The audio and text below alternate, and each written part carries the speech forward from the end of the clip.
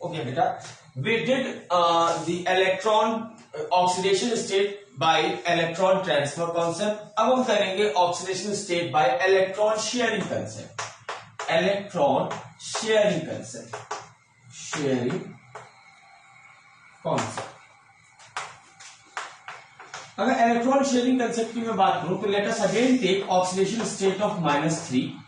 आप देख सकते हैं कि मैंने आपको बताया अभी कि ऑक्सीडेशन नंबर जब भी आप निकालते हैं, ये जरूरी नहीं कि कंपाउंड आयनिक कंपाउंड ही हो, it could be covalent also, and based on the electronegativity difference we assign the oxidation state to the corresponding elements.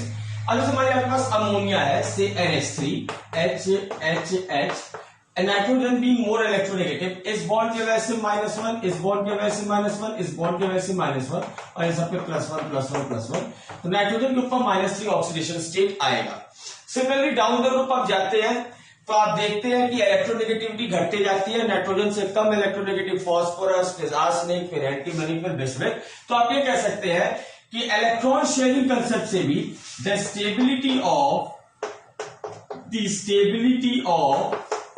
-3 oxidation state decreases down the group as electronegativity decreases. As electronegativity decreases. That's very well known. ये पिछले class में आपने इस चीज को देखा था। Now ये तो हो गया नेगेटिव ऑक्सीडेशन स्टेट की बात। तब क्या, जब ये मेंबर्स उन एलिमेंट से कंबाइन करेंगे जो कि इनसे ज्यादा इलेक्ट्रोनेगेटिव हो, लाइक ऑक्सीजन, फ्लोरीन, नाइट्रोजन का ऑक्सीजन और फ्लोरीन के साथ, फास्फोरस का नाइट्रोजन, ऑक्सीजन, फ्लोरीन सबके साथ, और नीचे वाले का तो बहुत सारे इलेक्ट्रोनेगेटिव एलिमेंट्स होंगे जो कि उनसे रैंक उनका ऊपर होगा, वहां पे वो क्या नाम का पॉजिटिव ऑक्सीडेशन स्टेट शो कर रहे होंगे। मतलब जब ये एलिमेंट्स उन एलिमेंट्स के साथ कंबाइन करेंगे जिनका ऑक्सीडेशन, जिनका इलेक्ट्रोनेगेटिविटी इन एलिमेंट से ज्यादा होगा, तो नेगेटिव ऑक्सीडेशन स्टेट उनके सर पे आएगा और ये पॉजिटिव ऑक्सीडेशन स्टेट शो करेंगे।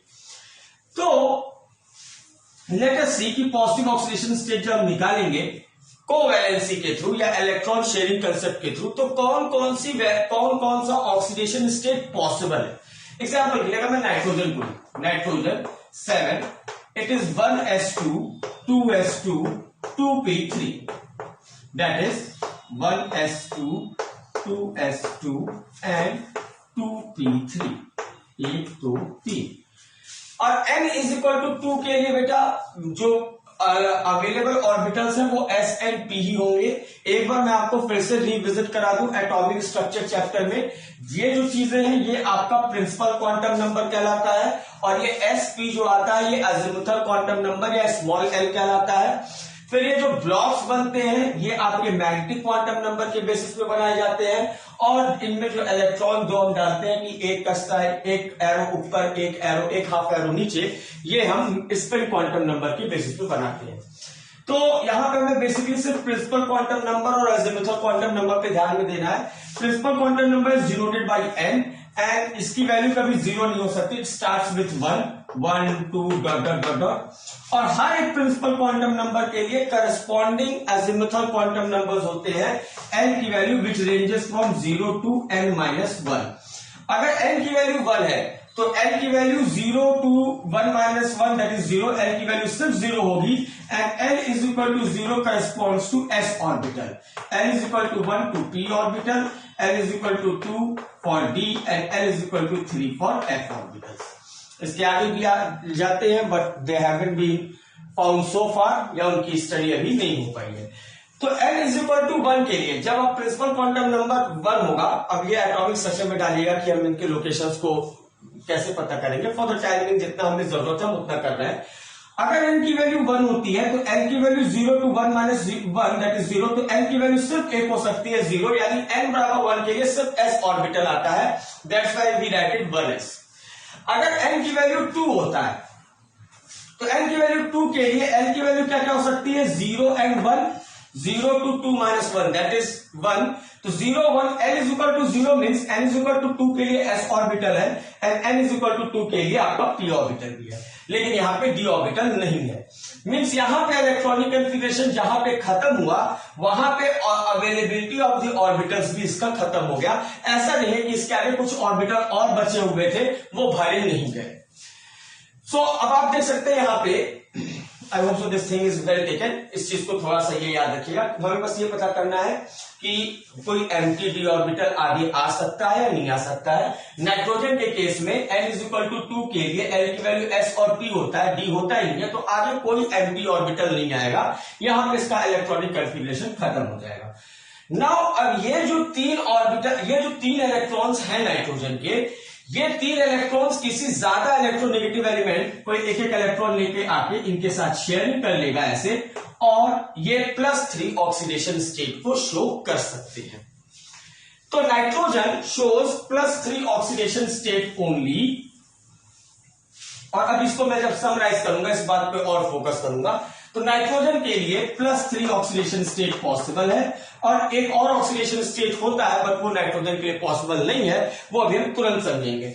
जैसे मान लिया मैं फास्फोरस लेता हूं, फास्फोरस का होता है बेटा 15। फास्फोरस का अगर मैं इलेक्ट्रॉनिक कन्फिगरेशन करूं, it will be 1s2 2s2 2p6 3s2 3p3। और हम आउटर मोस्ट क्या नाम का है ऑर्बिटल पे अपना ध्यान फोकस करेंगे।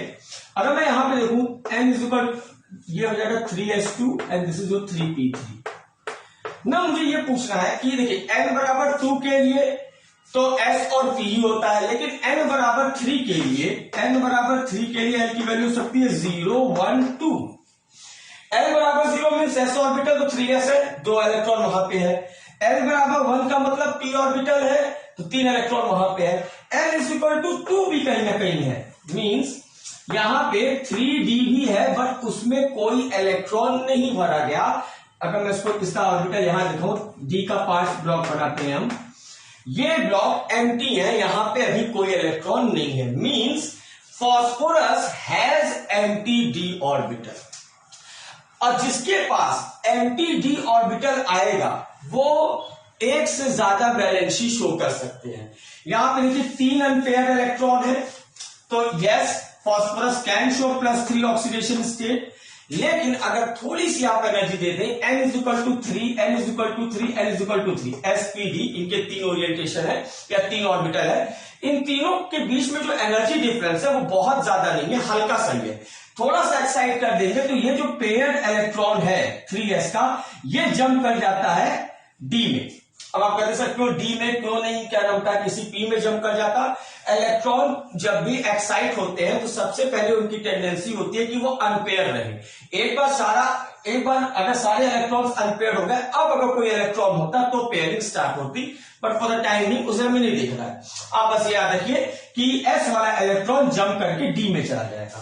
अब यहां पे कितने अनपेयर्ड इलेक्ट्रॉन्स है, 1 2 3 4 5, यानी फास्फोरस 5 इलेक्ट्रॉन, कोई ऐसा एलिमेंट जो कि फास्फोरस से ज्यादा इलेक्ट्रोनेगेटिव हो और वो क्या उसको भी एक एक इलेक्ट्रॉन शेयर करना हो, तो 5 अनपेयर्ड इलेक्ट्रॉन के साथ शेयरिंग कर सकता है। मींस वो अपना इलेक्ट्रॉन ले आके इनके साथ शेयरिंग कर सकता है।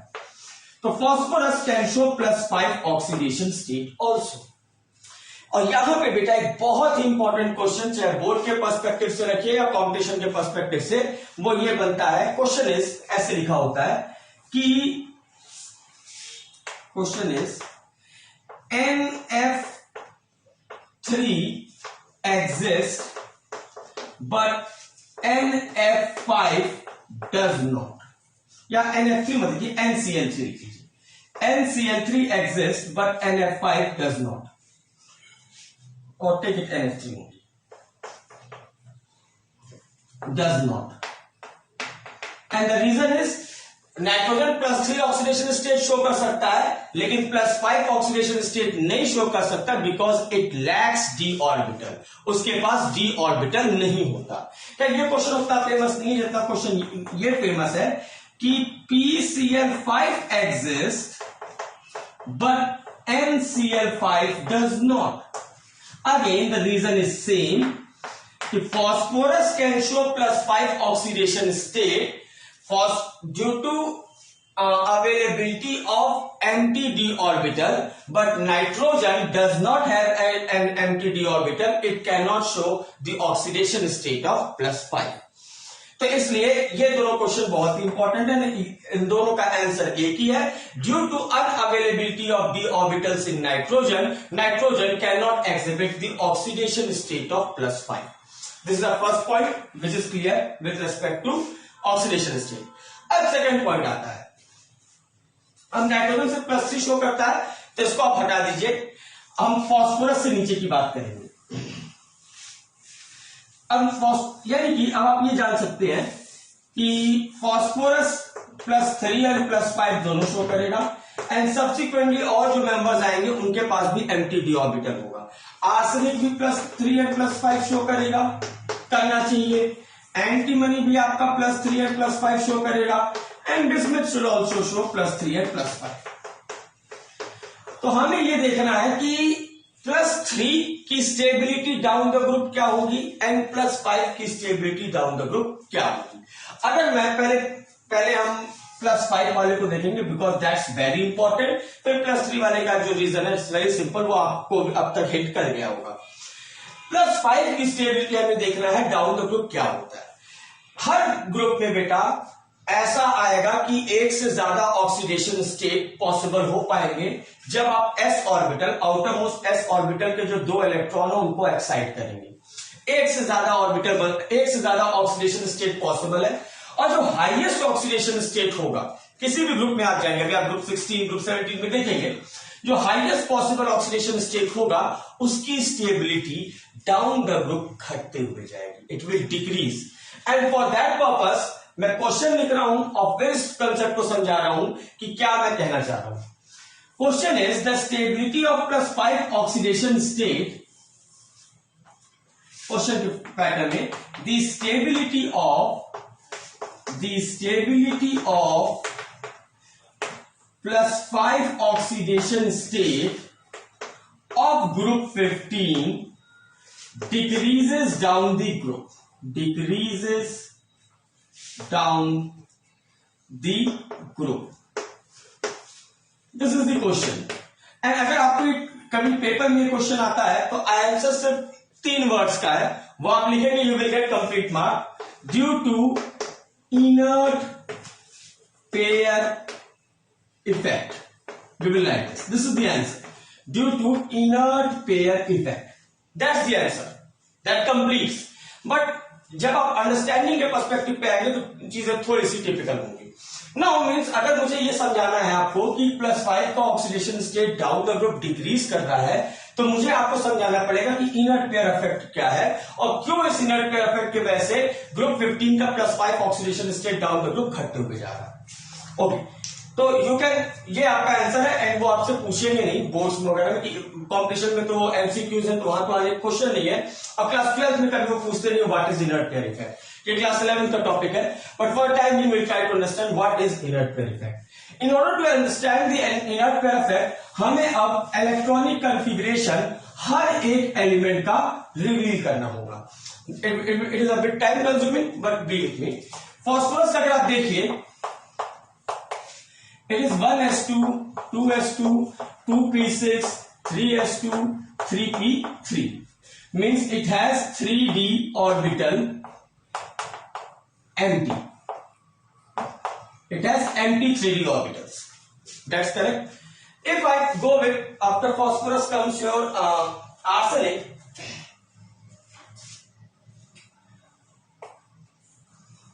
Arsenic, its atomic number, let me check. या फिर आपको मैंने एटॉमिक नंबर निकालने का तरीका भी बताया है, just add 18 to it, 33. What it will become? It will become 1s2, 2s2, 2s2, 2p6, 3s2, 3p6, 3d10. Exact configuration नहीं, बस ये बताएंगे इसमें 3d आ जाएगा, and then comes 4s2, 4p3. Means यहां पे बहुत इंपॉर्टेंट चीज है, 3d is full and 4d is empty.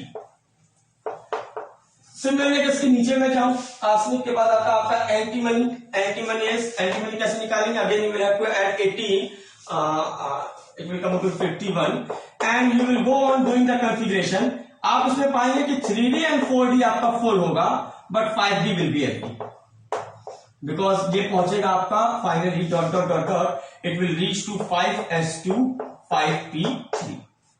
तो इस केस में ये मिलेगा। एंड बिस्मिथ की अगर हम बात करें, you will have to add 32, that is 83, okay, it will reach till 6s2 6p3। और इस केस में आपको क्या मिलेगा, 3D 4D and 5D are full but 6D is empty. We'll get clear. And one more thing, इसमें आपको एक f orbital भी आएगा, वो भी कंप्लीटली भरा होगा। सो दिस इज द, अब देखिए आपको बेसिकली इसी बात पे ध्यान में देना है, फास्फोरस के पास कोई भरा हुआ d ऑर्बिटल नहीं है, सिर्फ एक 3D ऑर्बिटल है जो कि खाली है। आर्सेनिक के पास एक 3D ऑर्बिटल भरा हुआ है और एक ऑर्बिटल खाली है।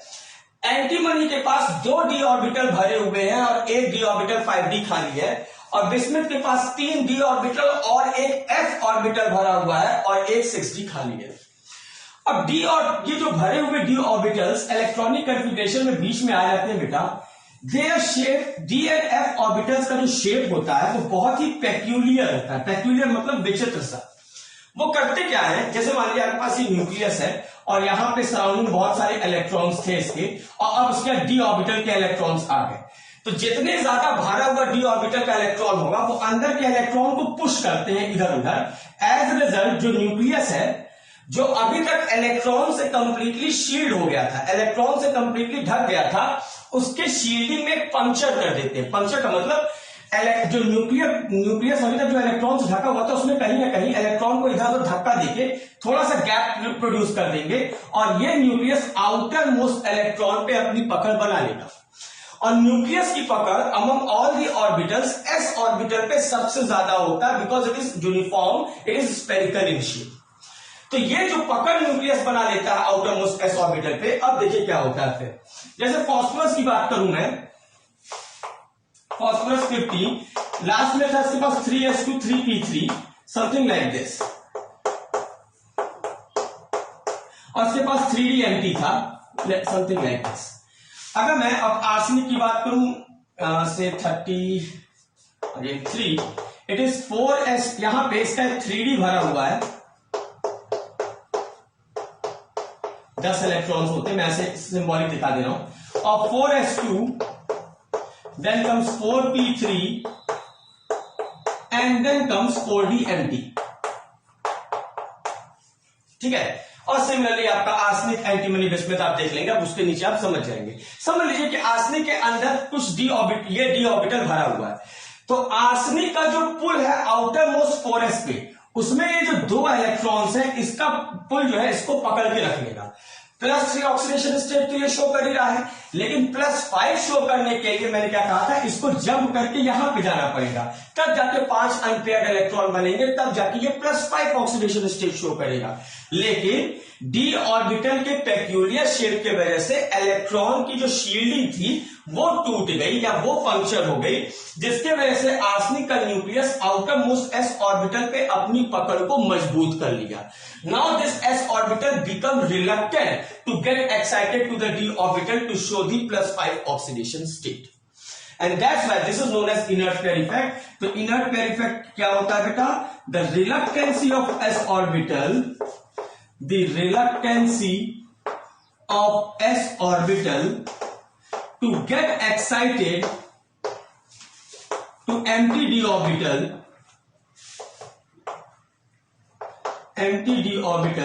is called inert pair effect, and the reason for this is peculiar shape of d orbital. Generally इसके और भी रीजंस दिए जाते हैं, कुछ रीजन है। इनर्ट पेयर मींस ये पहले इनर्ट कॉन्फ़िगरेशन है, and this s orbital will not try to reach its inert configuration, but it's better to understand it this way कि पेक्यूलियर शेप जो होता है अंदर के इलेक्ट्रॉन को वो क्या होता है, किनारे कर देता है रिपेल करके। एज रिजल्ट जो आउटर मोस्ट s ऑर्बिटल होते हैं, जो आउटर मोस्ट शेल के, उन पे उसकी पकड़ न्यूक्लियस की मजबूत हो जाती है, they can't get excited to higher level to show higher oxidation state, and that's why we say कि the +5 oxidation state down the group goes on decreasing due to inner pair effect. अब इस पे question कैसा बनेगा बेटा, जैसे मान लीजिए BiCl5 is not known,